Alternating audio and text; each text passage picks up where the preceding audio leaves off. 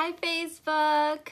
I am live today. I know I did not announce this video, so I'm not expecting too many people to be on at this time, but I had promised this video to a couple people a while back, and I decided I needed to get it out there to you guys now.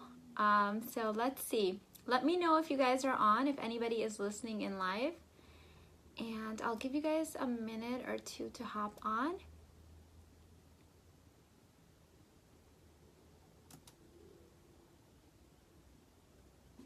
I was having one of those weird days today. I don't know if this happens to you where you're tired but super wired.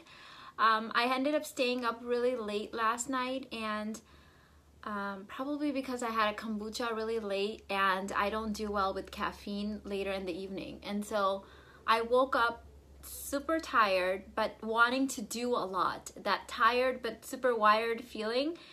And I took some time to just rest, even though I had a lot to get done. And so now I just had this kind of need to come and visit with you guys and get this video out. So today we're talking about journaling. And I know that in my past videos on YouTube, I have talked about how I could never get into journaling, and I had all these excuses, all of this resistance around journaling. And I think part of it for me was the reason that you guys know that I believe in abundance and positive thinking, and the law of attraction is a big part of my life. I credit it to, everything that I've achieved in my life thus far. And part of that is also about not giving a lot of thought and attention and energy to negative thoughts.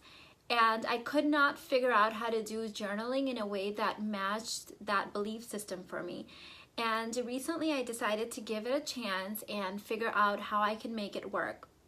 And I tried different methods of it, and this is what works. So in my Babes Club Facebook group, a couple people mentioned that they didn't want to journal because of this exact same reason, that they did not want to write down negative thoughts. And so I'm like, okay, so at least a couple other people deal with this kind of setback when it comes to journaling, so I need to share how it's worked for me. Hi Gil, hi Femina. So I initially started journaling just the traditional way of just letting it all spill out, just write down everything that's going on, and I started just flowing a lot of stuff out. A lot of negative stuff was coming out, a lot of good stuff was coming out. And so that's how I initially started doing it, but I felt emotionally drained and exhausted from doing it that way. And I think part of that was that resistance, and part of it just was that doesn't fit my belief system. So then what I tried a second way, which was I would just bullet point, and this was that I wouldn't write out long thoughts or paragraphs. I would just write down sentences or phrases. And this was good, but it didn't give me the juice that I was looking for from journaling. It didn't do anything for me, and I tried that out for a while. Then I came up with a third way of doing it, and this is the one that's really been working for me, and so this is the one that I want to discuss with you guys. And what this way was that I would lay out my journal, lay out my pen, and meditate and just sit with it in front of me. And I would let what came up naturally in me, so any feelings, any emotions, negative, positive, sadness, neutral, excitement, whatever came up, and I would simply feel through it without writing anything down. And I would just let it be, sit with my pain, sit with my sadness, sit with my anger, sit with the excitement, the joy, all of that stuff.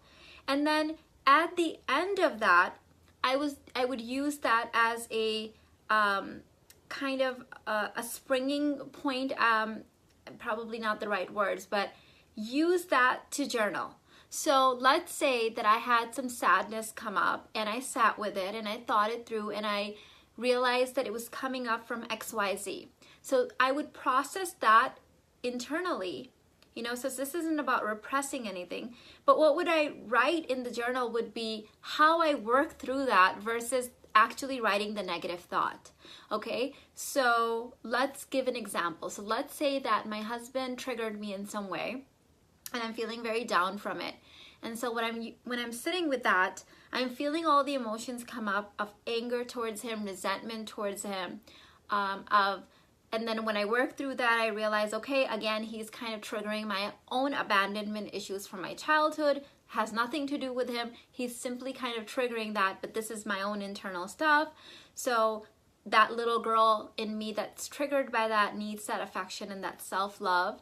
And so I give her that. And so what I write down is not that I'm feeling angry at my husband or I'm feeling resentment or he's not meeting my needs. What I write down is maybe a love letter to that little girl, or how that little girl is enough, and how this grown-up version of her is enough, and that outside factors don't need to define my self-worth. So what I end up writing is a very positive manifestation of those feelings, working through those feelings without having to write down anything negative. Part of this comes from my coaching practice. So one of my members in my coaching 101 masterclass asked the question that, do you take notes when you're coaching people?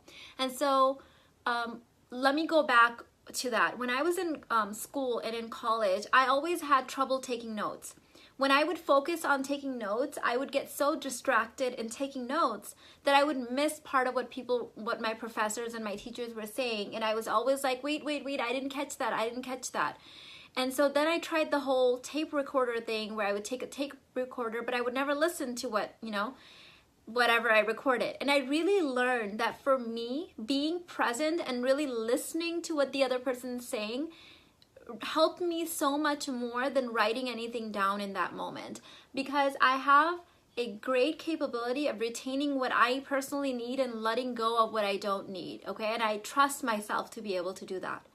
So in the beginning, so fast forward, when I started coaching, I had this need to keep extensive files on all my clients. And so I was writing when they were talking.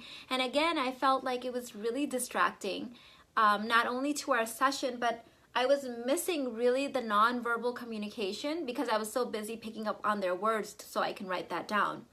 So eventually what I switched to is that I don't take notes when I'm talking to my clients, and I just absorb everything that they're saying and not saying and feeling and just being present. And then at the end of the session, when I'm not on Skype with them or the call has ended, I will just write 1 or 2 lines of what that session was about. Anything that I would need to jog my memory, anything significant. So if my client had a blood test that came out, that's something that I might not necessarily remember. So I will write down, okay, she had this blood test with this scores because I might need this. Or if she had a significant fight with her husband and there was a moment in there that might be significant for future sessions, I may write that down. So this has, as you can see, it's part of my personality that be present there now and then write what you need to. But when I write down everything, it triggers me, it takes me away from that present moment. I get so focused on my handwriting, on writing and capturing everything that I miss. So for you guys that want to start journaling, but if you follow the law of attraction or sort of that positive mindset thinking, and you don't want to give a lot of energy to negative thoughts, why not process all of that with yourself? And what comes out on paper then is the beauty of how you resolve that. So one way, I'm giving you real life examples. I as much as I like theories and philosophy and all that wonderful stuff and concepts, I find it's really annoying when I don't have concrete information to go off on, right? All of that stuff is great, but how do we break this down and actually do it, right? So when I'm watching programs or reading books or watching YouTube videos or podcasts, this is kind of a pet peeve of mine where people leave you with all these concepts and then they leave you hanging. Okay, like, how do I actually practically do this? So I try to make an effort in giving you guys something that you can do right now, okay? So let's share some examples. You can write down some as in the comments. Give me some, show me some love, some thumbs up. Let me know that you guys are engaged and present here.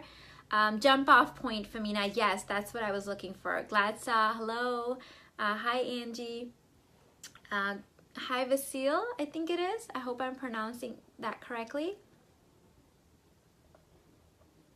I've got my green smoothie. So let's say that I'm having a moment where I'm feeling down and I'm sitting with I'm meditating on it, and I just need quiet time sometimes to process my thoughts, because when I get in my head, I just have a million thoughts racing. I tend to keep myself busy in those moments. And I noticed this, I've become really self-aware of myself, that if I'm planning a lot of things, I'm keeping myself busy, I'm in my head a lot, that means I'm hiding and running away from something. So I will purposely set up candles and just have that quiet time to sit quietly with no agenda and just let whatever comes up naturally. So let's say a trigger comes up, and so I analyze that trigger is a fear, right? And so I work through that internally and say, is this a real fear? Is this a perceived fear? Is this an insecurity? Is this intuition? So once I'm processing all of that, then I may write down, I had a fear come up today, and it was a perceived fear because da da da da da. So what I'm writing is not so much the negative, and I'm not giving so much power and negative energy to that. Now, there's nothing wrong with journaling the way that you want to journal, so please don't think that there's anything wrong with it. I think some people do really well with just kind of like think of it as like a brain, or like just a brain vomit, if you will, where they just dump it all out, and it's good, the bad, the ugly. There's nothing wrong with that. Personally, it did not work for me because, again, it just does not jive with my spirituality practice of not giving energy to negative thoughts. And writing something down, it's like the biggest form of energy. I have attracted everything in my life, manifested everything in my life, simply by writing it down and putting it on a vision board. So because I know the power of that, I've manifested things that people laughed at me and said, how many people achieve that in their life? I said, I don't know and I don't care, but I will. I live as if I had it, and I had it, I got it. So writing down something negative that my husband said or my children did or something I'm feeling, it's a very scary thought for me, because I know that there's something magical and powerful in the things that I write. So I choose to write beautiful, positive things. And so I internally process. I don't repress negative things, but I process that internally, let it be, let it show up. And then the beautiful, positive learning experience, the growth and the development that comes from that, that is what gets written down. So then when I go through my journal, when I look through it, I see this beautiful journey of me working through stuff, right? And how I work through the fear, how I work through the insecurity, how I work through the trigger without giving any negative power to it. So this is what has worked for me, and I'm hoping that this can inspire people that are afraid of journaling. Now, one place of improvement personally for me is I tend to journal right now at extremes, either when I'm feeling extremely good or I'm feeling extremely down. I want to get to a point where I can do this every single day so that it becomes more of a daily ritual for me. I'm not at that point yet. I have been consistently journaling, well, not consistently. You can say I have been journaling for the last 4, 5, 6 months, about that time, but it's inconsistent. It's more when I need to do it and not so much a daily ritual. I have been consistently doing meditation every day though, so that's a big win for me, because that was also one of those things that I had a lot of resistance towards. And so I'm celebrating that as a win, and one of my goals for the next couple of months is that I will be consistently doing this daily. So I want to be able to do it when I'm neutral as well, you know, not just at those extreme highs and lows. Thank you, Sandy. I'm so glad that you can relate to that. And so while I have you guys, I have this thought, this kind of thing that I'm working towards, and I want to get some ideas from you ladies. There is one of my clients and I, actually, she's a member of a lot of my programs. She's a member of this community, and she's one of my private clients. Her and I were talking, and she has been bringing up this need for a retreat, a 2-day intensive. It could be a girls' trip, and we were looking at Miami. I know I have a need to do this. I tried to plan this earlier out, and I really ended up psyching myself out and overwhelming myself. Complete transparency and rawness from me here. She gives me hope that we can pull it off together, because I can bring the content, and I can bring, once I'm at a party, I'm the life of the party usually. I'm not good at planning the party, okay? So that's where I fail. That's not my domain. She is an excellent party planner, okay? So we decided to kind of put our brains together, and she is going to Miami and doing the legwork of actually planning this out. And then I just show up and do the content and the training part with you guys. So what we're looking at right now is we're thinking 2 days in Miami. You can plan to be there for 3 days if you wanted to. I would probably be there for 3 days, but 2-day intensive.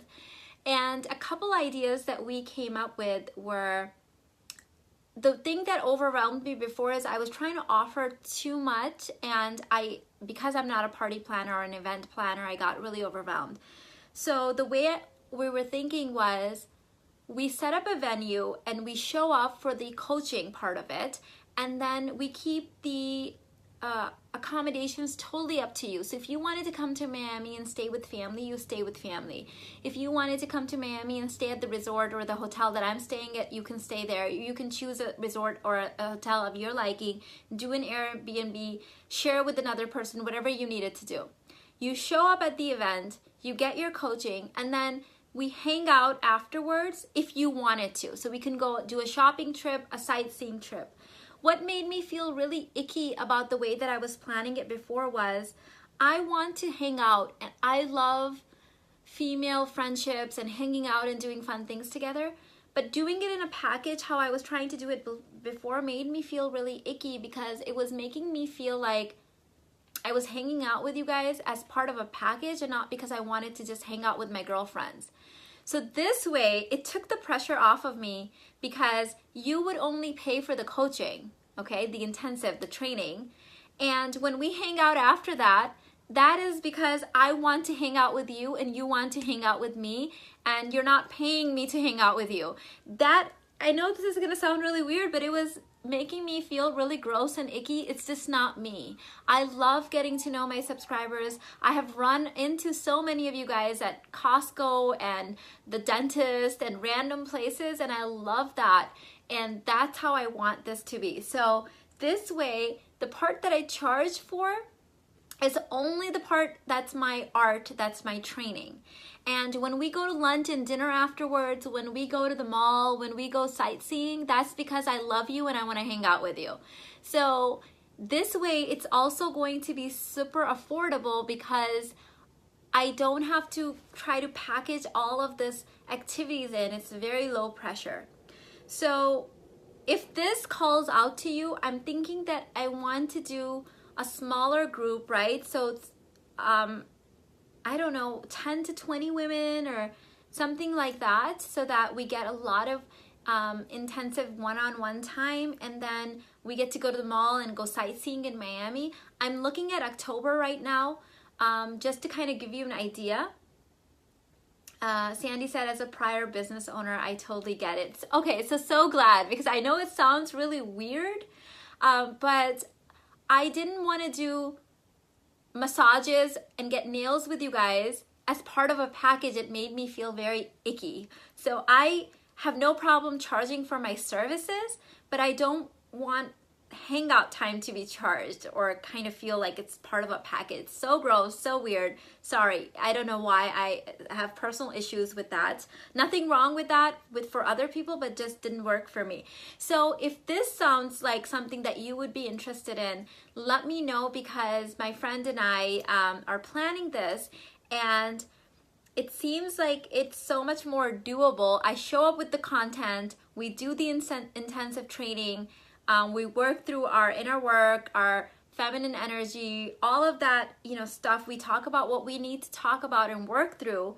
And then we hang out, and it's so low pressure, and you can choose your own accommodations based on your budget. So I don't feel like, I was feeling like I don't want it to be too expensive, but I want it to be luxurious because of different budget points that follow me. But this way, you get to make it whatever you want to make it. If you want to just come for the training and leave immediately afterward, completely makes sense.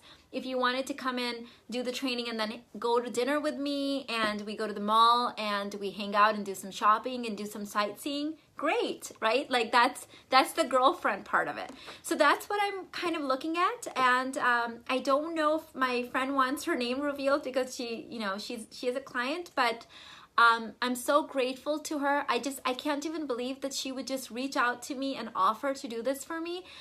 She's going to Miami with her family, and she's going to use her personal time and her personal connections in Miami to get me a place to host this at. And I'm just blown away by the generosity of the women in my group. I'm just so blown away. And maybe I wouldn't have noticed this before when I was in my masculine, but this feminine energy stuff is just amazing. It really is amazing because it puts women together. It puts us in a as one. It makes us one, really, is what I'm trying to say. I just can't even understand how I literally have sisters on every part of the planet, right? And I reached out to another one of my clients who lives in France and I said, you know what, what would you say if I wanted to host a retreat next year in France? Would you help me plan this? And she's like, yes, I've been thinking about this. And so it's like, oh my God, I literally have sisters on every part of this planet. Like, how lucky and blessed am I? So thank you for being a part of my community, and let me know if you guys would be interested. It's not going to be super expensive. You would have, you know, unless you happen to live in Miami or can drive there easily, airfare, you know, you can find Spirit flights. You know, we're travel hackers, so I'm always looking for the cheapest, best deals, just because it's fun to save money, and why not? So, you know, the flights, you would be on your own. You would be on your own for the accommodations, and then you would just pay a fee for the group training that we're going to be together. And then after that, we're just hanging out, no pressure. We can go sightseeing, we can go shopping, we can go have dinner, we can go do whatever you guys want to do. So that'll be so fun. Let me know what you guys think about that. And I'm super excited to be catching up with you guys. It seems like it's so much easier to plan too, because we don't have to put a lot of like with the resort thing and with the getting a property, there's so many things that you have to pull together. With this, I feel like we just need a venue, we show up, we do the trainings, we do the work together, and then we hang out. So girls trip coming in October. Let me know if you guys are totally in. And oh my God, so jealous that you're at the beach watching this. Love you guys so much. I'll let you go. Catch you in the next one. Bye.